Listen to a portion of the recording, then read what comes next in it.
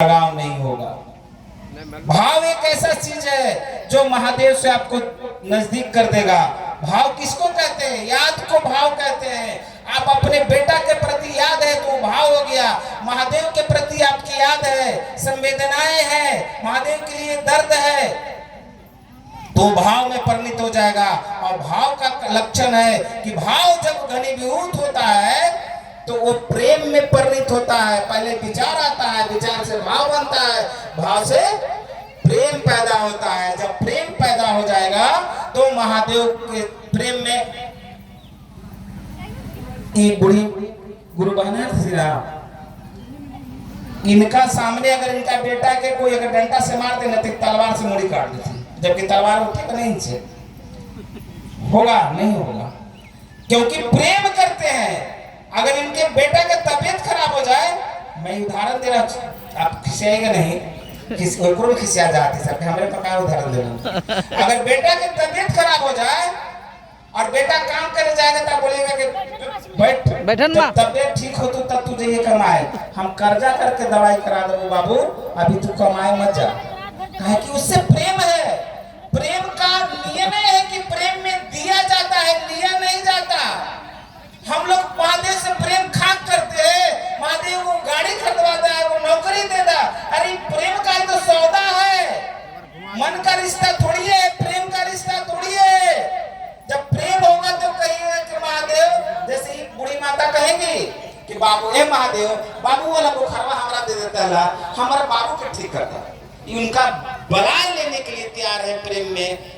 देख रहे हैं, इसको प्रेम बोलते हैं। महादेव से जब प्रेम होगा तो कहिएगा महादेव तेरे सारे दुख मेरे, मेरे सारे सुख तेरे, तो महादेव भी तो कह देगा ना कि तेरे सारे दुख मेरे। जैसे ही महादेव कहा तेरे सारे दुख मेरे, फिर हमको और आपको मांगने की क्या आवश्यकता रहेगी। आप प्रेम करके तो देखिए महादेव से। हम लोग सौदा करते हैं, बेटी की शादी ठीक करा दीजिए, महादेव चर्चा कराएंगे। महादेव बेटा की नौकरी लगा दीजिए, चर्चा कराएंगे। महादेव घर बनवा दीजिए तो चर्चा कराएंगे। इस सौदा नहीं तो प्रेम कहाँ है? अगर प्रेम होता तो शर्त नहीं रखते। जो पहले काम हो रहा था वही काम हम और आप कर रहे हैं। देवी जी के सामने जाके कहते हैं एगो पोता दे दीजिएगा तो खस्सी दे देंगे। पहले खस्सी क्यों नहीं देते हैं कि पोती हो जाए तब, फिर खस्सिया तो जिंदा नहीं होगा। सौदा करते हैं हमारा, प्रेम नहीं करते हैं। साहब ने कहा यहाँ तो बिना प्रेम के काम चलेगा नहीं, बात बनेगी नहीं। महादेव से तो आपको प्रेम करना ही होगा।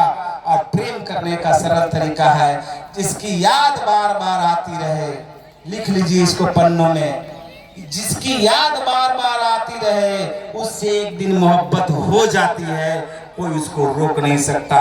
मोहब्बत करने के लिए सिर्फ उसकी याद बार बार आपको आनी चाहिए।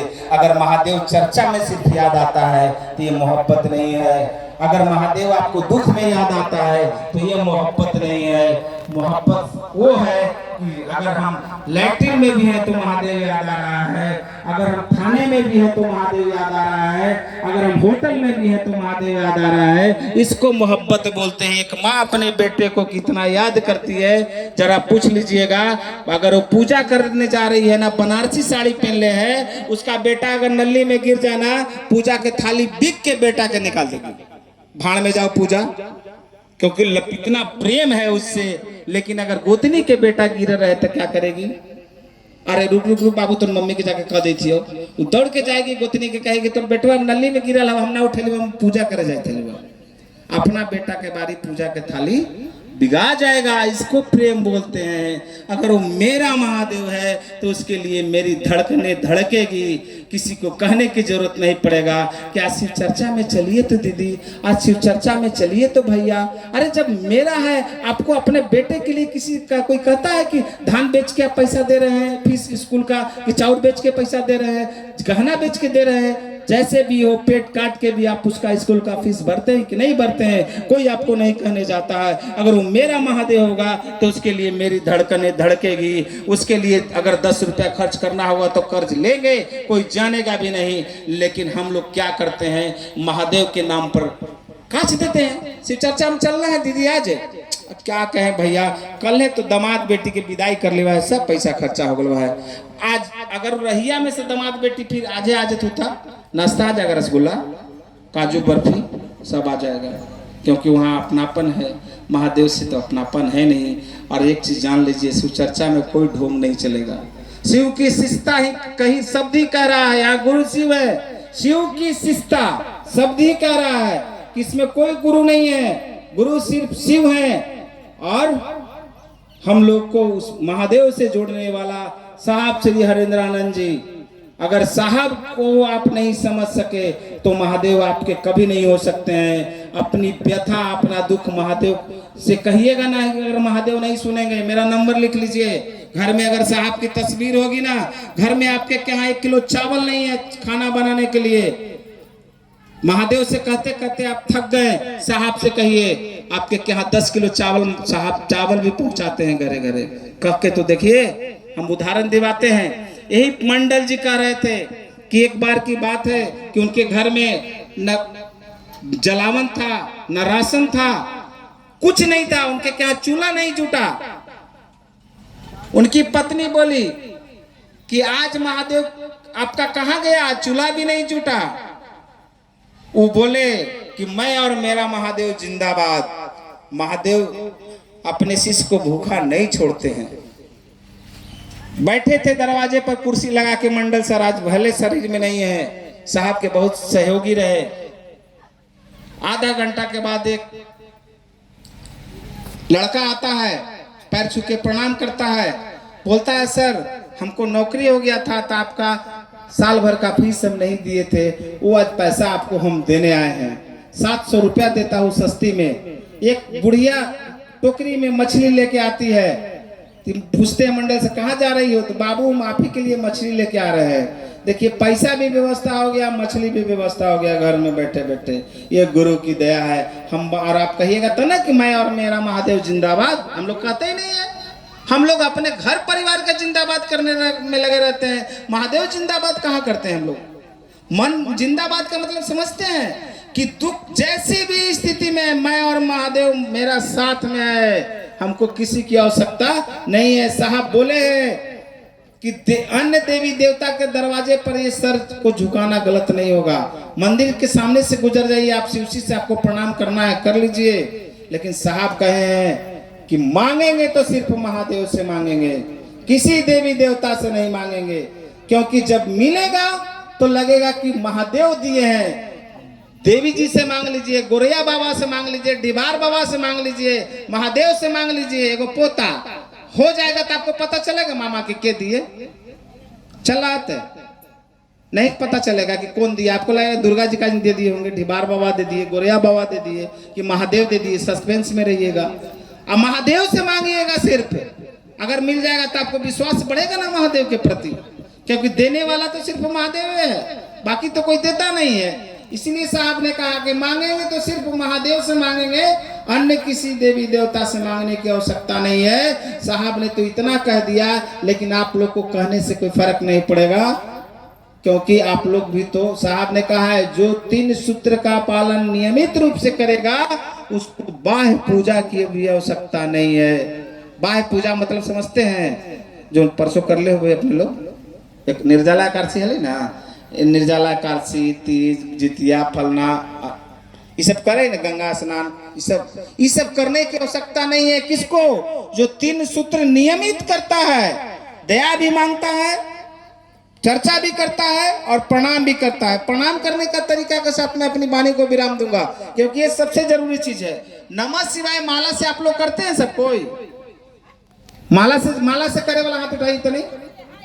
माला से करे वाला आप नहीं करते हैं? माला से, माला नहीं है, खरीद लीजिएगा माला। इनको दिवा दो उमेश भाई, शैलेश भाई, तो इनको माला खरीद के लाए तो हम उठते हैं, दे देंगे पैसा। माला से करना है।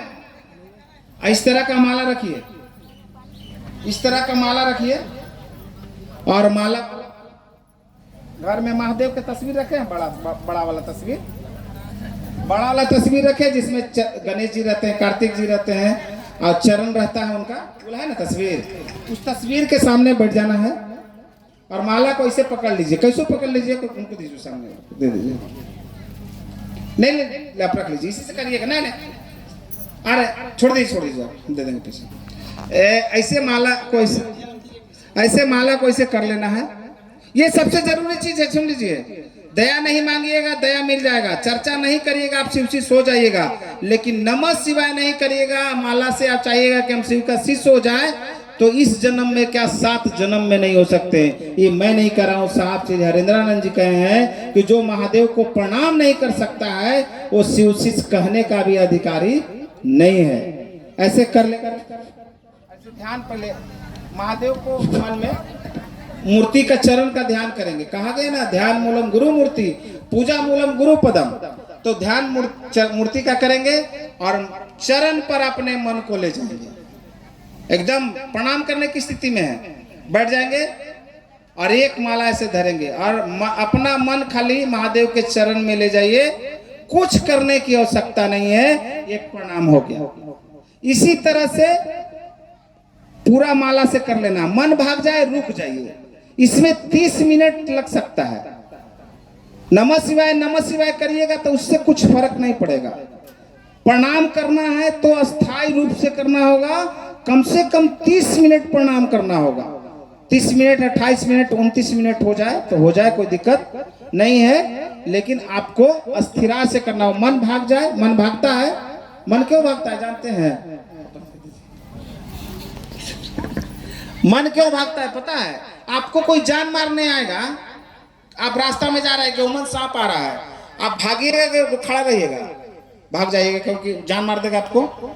नमः शिवाय मन को मारता है, जगत के आकर्षण में उसको मारता है, इसलिए मन भाग जाता है।